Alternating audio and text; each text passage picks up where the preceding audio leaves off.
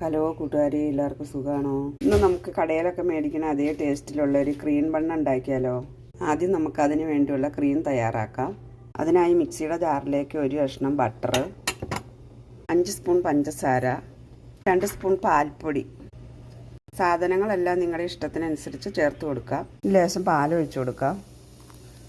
Butter ഫ്രിഡ്ജിലിരുന്നതുകൊണ്ട് പാലൊന്ന് ചൂടാക്കിയെടുത്തു. ഇത് നല്ല ഫൈനായിട്ട് അരച്ചെടുക്കാം. അരയ്ക്കുമ്പോൾ പാല് കുറവാണെന്ന് തോന്നിയാൽ ശകലം പാലും കൂടി ഒഴിച്ചു കൊടുക്കാം. നമ്മുടെ ക്രീം ഇവിടെ റെഡിയായി. ഇതുപോലെ അരച്ചെടുക്കണം. പാലൊഴിക്കുമ്പോൾ ഒത്തിരി കൂടി പോകരുത്. പാൻ അടപ്പത്ത് വെച്ച് നമുക്ക് ഇനി ഇച്ചിരി ബട്ടർ പുരട്ടി ബണ്ണ് ചൂടാക്കിയെടുക്കാം. ബണ്ണ് ഓരോന്നായി ചൂടാക്കിയെടുക്കാം.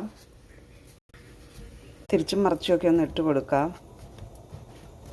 ബണ്ണ് ഫ്രൈ ആയി വന്നിട്ടുണ്ട്.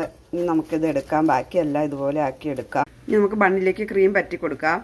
2 ബണ്ണിലും പറ്റി കൊടുക്കണം ഇതുപോലെ. ഇനി ബാക്കി എല്ലാ ബണ്ണിലും ഇതുപോലെ പറ്റിയെടുക്കാം.